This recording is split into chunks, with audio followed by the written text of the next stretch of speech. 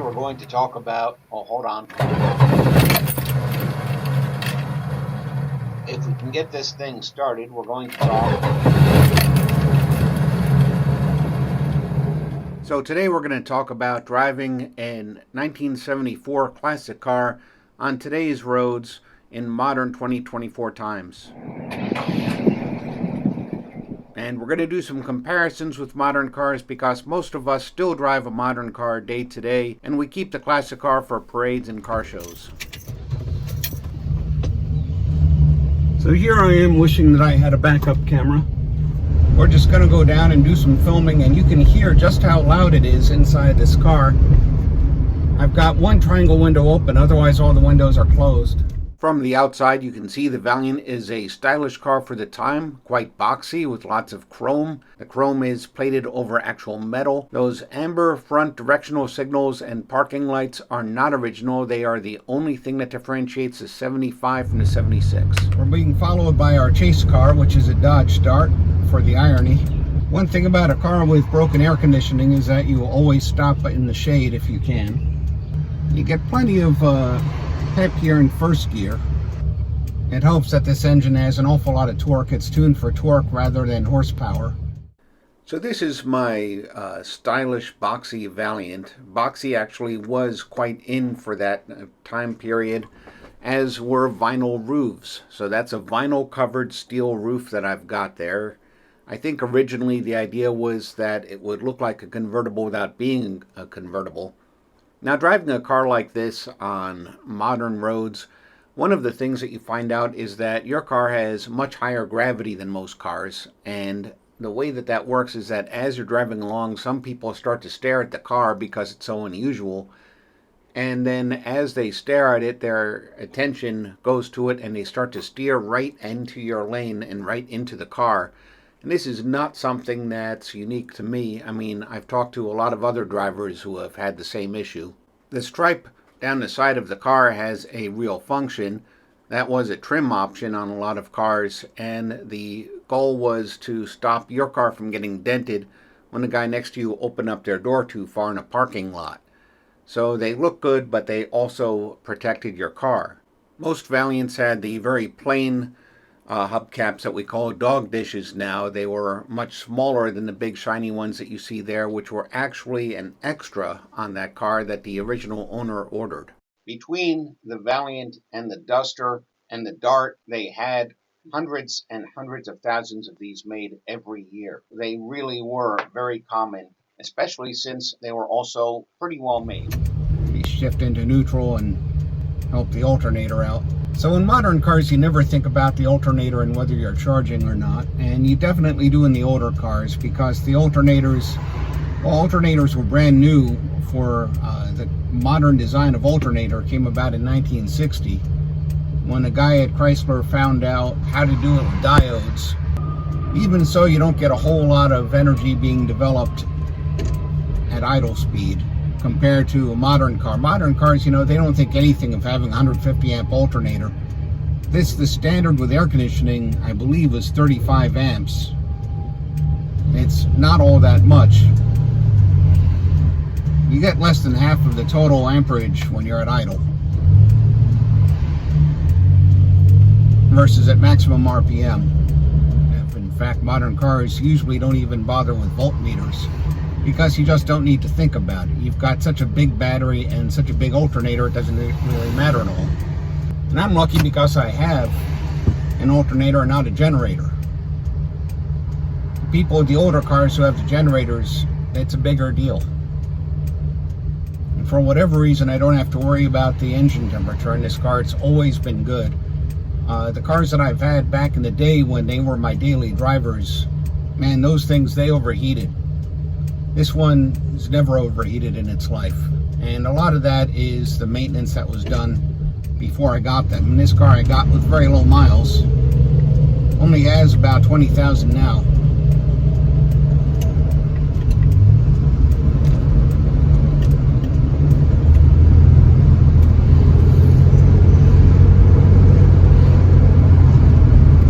We're only going 40 miles an hour, and you can hear it is quite loud in here because I've got the triangle windows open, but without them It'll be like being in a steam bath.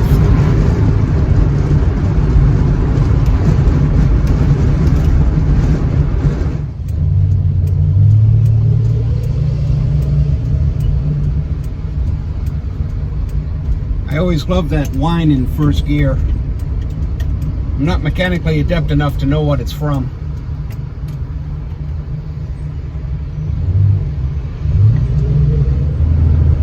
The brakes in this car are quite good for the time. They've got a good feel. Let me just use the electric windows. There we go. Takes a little agility to close the passenger side window. So this is the sound with all the windows closed and me cooking in my own juices here. And we're only going about 35 miles an hour.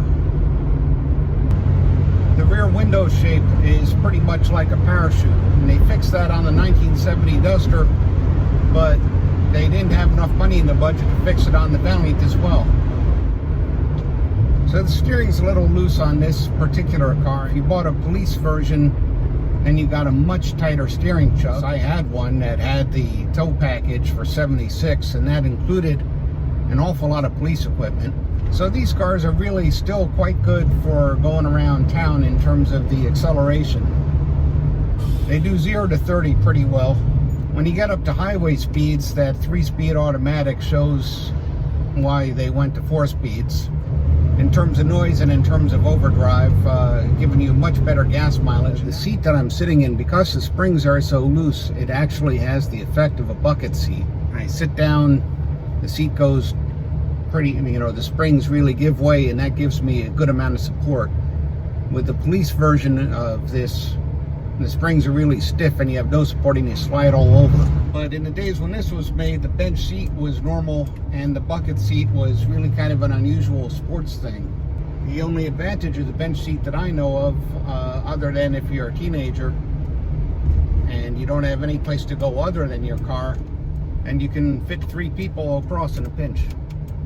When you're driving an older car, you really do have to know more about how the car works. You have to understand the electrical system issues that you can have. You have to understand the carburetor, because it's much easier to stall out. You sometimes had to be willing to get out of the car and jam open the throat of the carburetor with a screwdriver while you started it. There was a lot of maintenance that you had to know to do yourself, and the schedules were a lot tougher than today. You had to lubricate the suspension parts at least once a year for one thing, so that's why they called it an oil and lube. The radiators tended to gum up after a few years, and so you'd start overheating. You look at a modern car, things that you take for granted, you can't take for granted when you're driving a classic, and that includes brakes. The brakes are so much better on today's cars, it ain't funny. Today, when you slam on your brakes, you do not expect the rear end to go swinging out. This car has front disc brakes, which are great, and they're not powered, which is even better, because otherwise the powered brakes, and a lot of Mopar people here will back me up, if you get them as the factory sold them, they will lock up the front brakes really easily. People now go through and they replace the wheel cylinders. Today's cars, of course, have electronic brake proportioning. Even the cars before that, from the 80s, well, they'll have proportioning valves built in. And one reason for that at Chrysler was because Bert Bokamp went to Chrysler Europe and he said, wow, this is standard on all the cars here. It really should be standard at home too.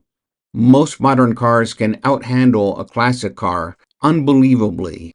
The big heavy cars of today, like a Dodge Challenger, man, their performance in handling is just stunningly good compared to any of the vintage cars. And you don't have to pay very much to get good handling. If you go back to the original Neon, they were running 0 to 60 in 7.8 seconds, which was the equivalent of a lot of the old muscle cars. Actually, it was better than a lot of the old muscle cars. And the Neon would do it day after day after day without ever having to retune it. The main difference is that back then the engines were designed to give you a lot of torque from low RPM, whereas today a lot of them require that you rev high to get there, but some of them don't.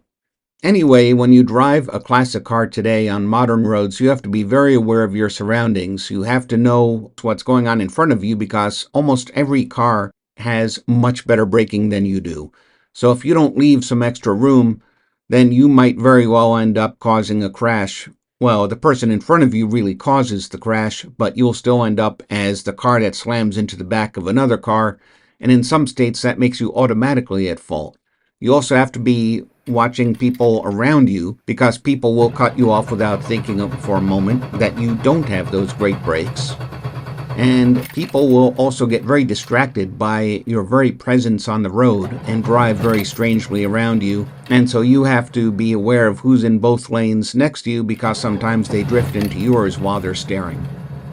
It is a challenge to drive a classic car on today's roads, but it's also very enjoyable, and it's a lot of fun to drive in parades. I've shown some parades on this channel so that you can experience it from my driver's point of view. And if you have a classic car, I do encourage you to take it out for a ride, but I also suggest that you put on that third brake light like I've got, because it's not that distracting from the original look of the car, but it can also save you from having somebody not seeing your incredibly dim taillights and your relatively dim brake lights and just slam right into you. Today's brake lights are much brighter than the ones in the classic cars, so having an LED third brake light really can save your car.